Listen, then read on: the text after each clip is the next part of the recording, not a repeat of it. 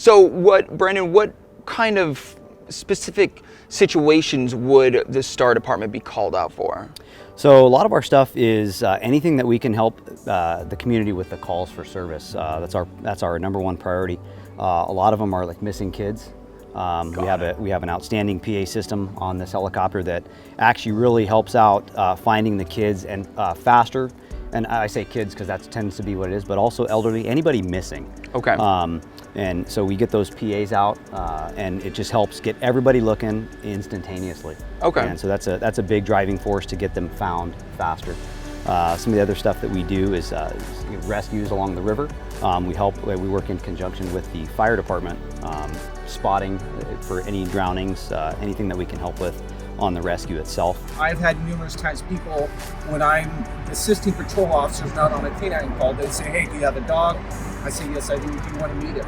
And a lot of times people said, no, I'm scared of dogs. And I say, well, then come meet my dog. He is very sociable. And I use that dog as a tool just to connect with people. We do things from youth diversion programs to helping out the community, passing out food, making any kind of school events, anything that we can do to partner with the community to show them that we're doing better and that we're here for them. Look at me go! This is so cool. Best day of the week.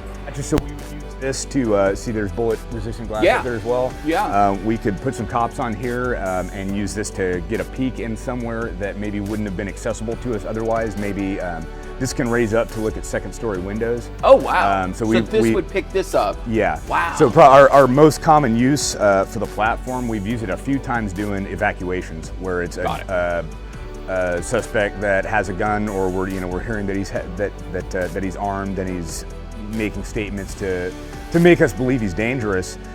We can use these to evacuate people out of top story windows. Over 20 years, 24 years as somebody that answers these calls, there's a reason you go into work every day. What is it?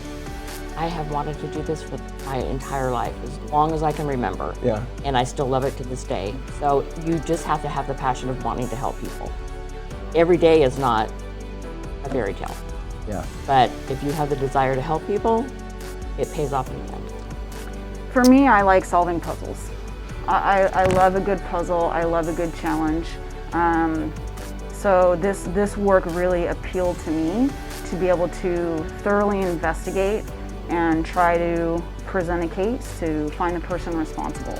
And I love that. I love investigating and trying to figure out, and because the evidence that we collect can not only show maybe the guilt of somebody, but it can also show the innocence, right? So what we're doing is we're just that impartial party that are documenting a scene, collecting evidence to present for the next person to examine. But what I've realized is if I can truly, if my motives are for others and not for myself, then the byproduct is just a better situation. And Cherie, the reason you're here is, let's just be honest, you were incarcerated.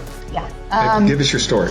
So I first was incarcerated in 2012. I had been to jail every year since then, from 2012 to 2017. And there was an officer out there, Officer Nelson. She was always very personable. She was, she didn't talk to you like you were just another inmate, like you were a number. She actually made you feel like a person. She made time whenever she could. You hardly ever seen her with, out a smile on her face or talking to somebody and joking around. She wasn't, the hardline cop. She made you feel like a person. These discussions are so important when it comes to mental health issues and mental well-being, emotional wellness, because you're a human being. And I think sometimes people may look at you, whether you're in your car or walking down the street in uniform, and they go, he's a cop. But this is a human being. And when you talk about these things, I think it's a reminder to people that you are flesh and bones just like every other human, and that you have your own personal fears and wants and desires and insecurities, and you become human, and that is the purpose of all of this.